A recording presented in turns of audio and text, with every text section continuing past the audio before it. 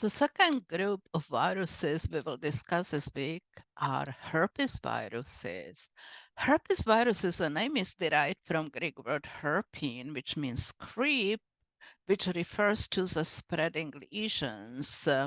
And there are three subfamilies, alpha, beta, and gamma herpesviruses, which comprises HHV, human herpesvirus 1 to 9.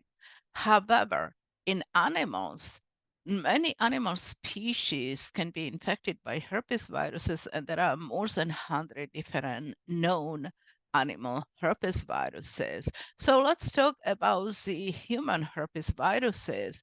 In most cases, they can cause only very mild disease, such as cold sore, genital lesion, chickenpox. However, in immunocompromised hosts or in newborn children, they can cause encephalitis, hepatitis, and even malformations. So the subfamilies are based, this grouping in subfamilies is based on cell tropism.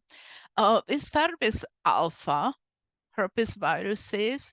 Alpha herpesviruses have very short life cycle and they are spread very rapidly, and the latency is in sensory neurons. Herpesvirus 1, 2, which cause labial and genital lesions, and varicella zoster virus VSV, which cause chickenpox and shingles.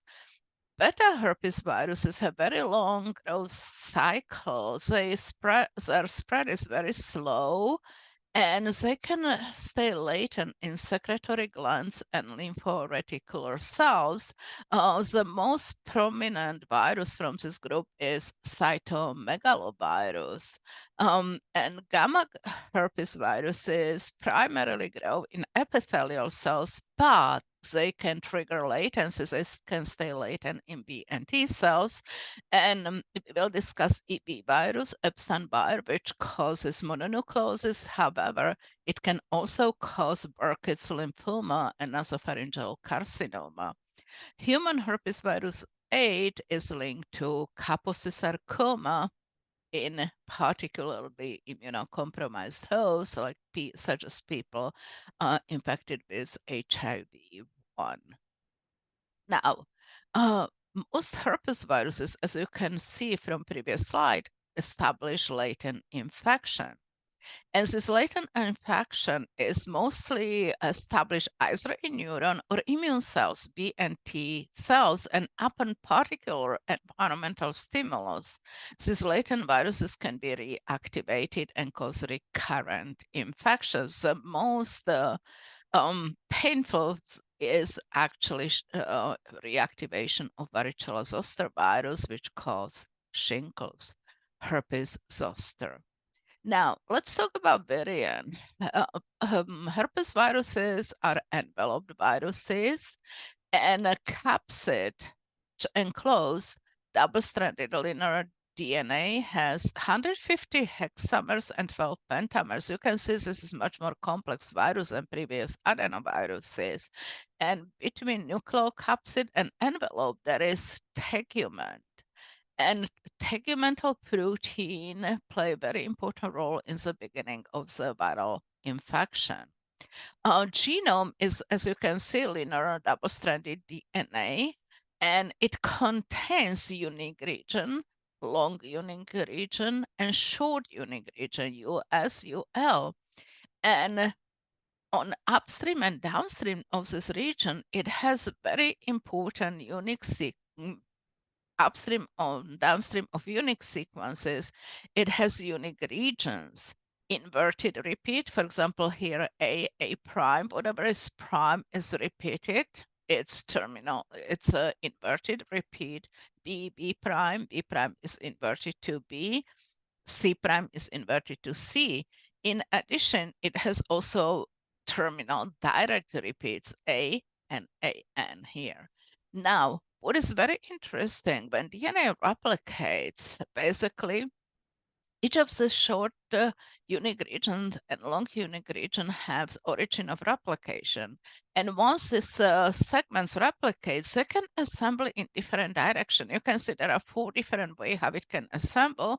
And what's interesting, all 4 are fully infectious. Now, this is a genome representation right here. It's very complex. Even so, herpes virus DNA is a double-stranded linear. It is circularized in the nucleus, and you can see there are origins. It has 90 different transcription units. You can see here transcription units, and most of them are unspliced, but some of them you can see are spliced, and most of them encode just one protein. And there are so-called ICP, infected cell proteins, VP, virion proteins, and LUT. LUT protein, you see here is one, there is two. LUT protein are ones which play a very important role in establishing of latency, and they are latency-associated transcript.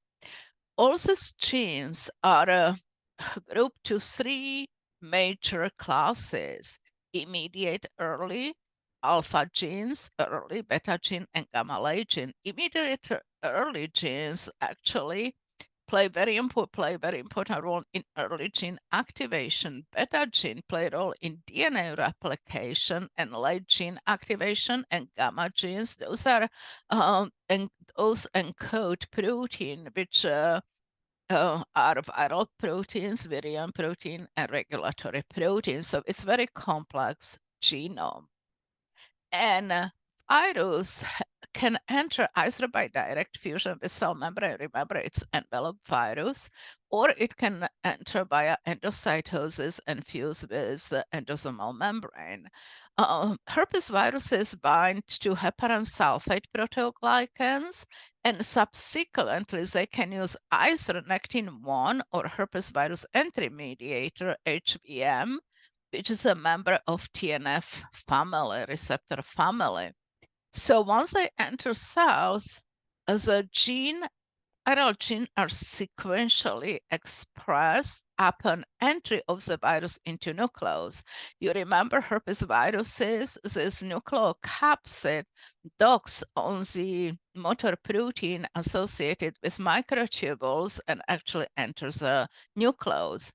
Afterwards, there are transcription of immediate early genes. Remember, early gene activation, early gene play a role in DNA replication, and late gene, gamma gene actually encode viral protein and regulatory proteins. And from tegument contains several proteins. Out of all of them, two plays very important role, and I want you to remember those: VP16 and VHS. VP16 associate and form complex with cellular transcription factor OCT1 and HCF1, and then they bound to response element upstream of the promoter of alpha genes.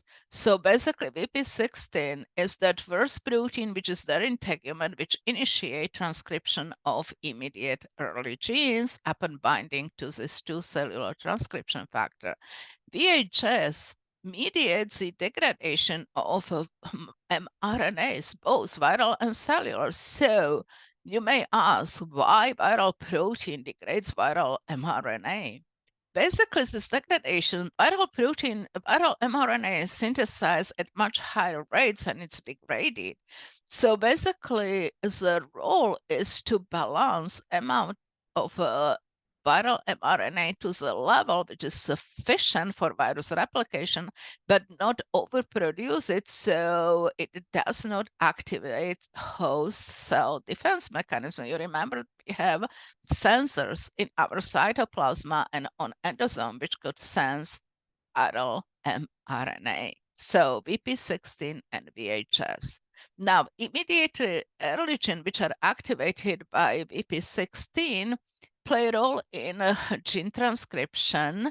They are required for expression of early and late gene. And one of the very interesting one is ICP47, because ICP47 binds to TAP1, TAP2 transporters and blocking presentation of antigen peptides. If you recall from cell biology, proteins are degraded those proteins which are misfolded or have mutation can be ubiquitinated and processed by in the cytoplasm by proteosomes.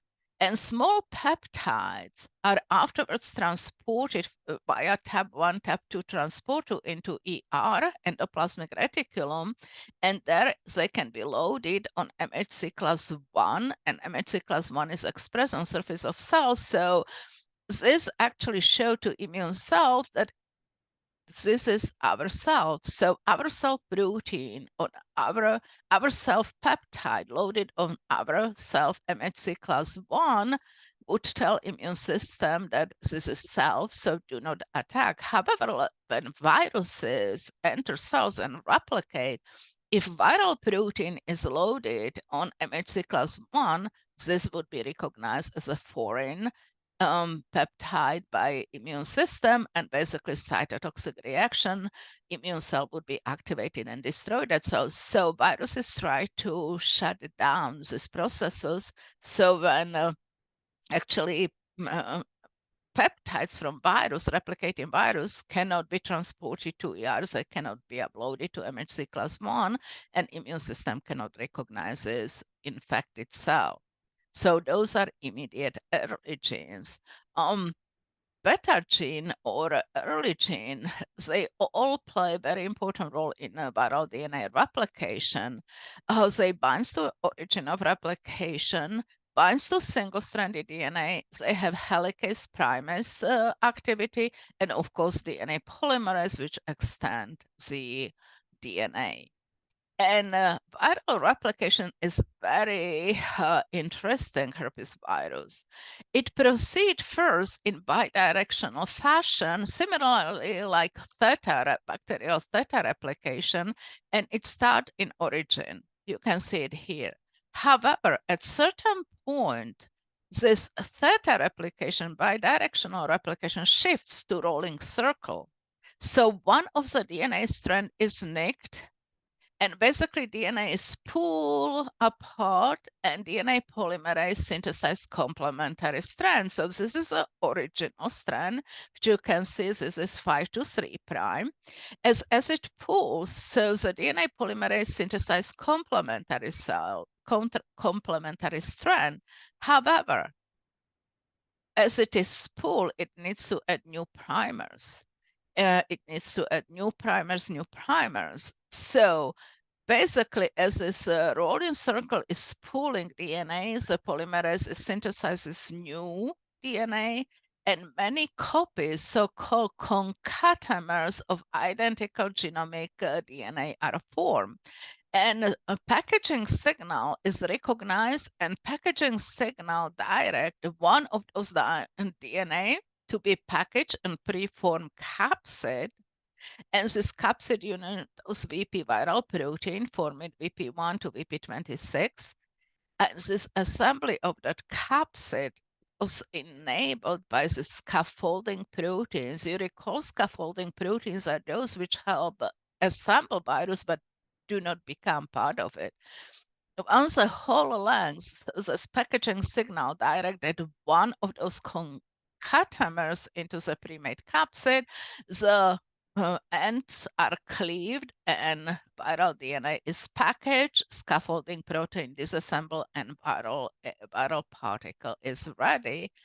And there is a very nice video right here of that processes.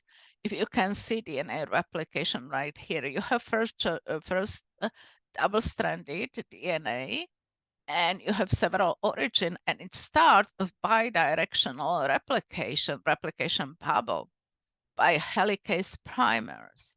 So afterwards, however, you can see, so this is that beginning new strand.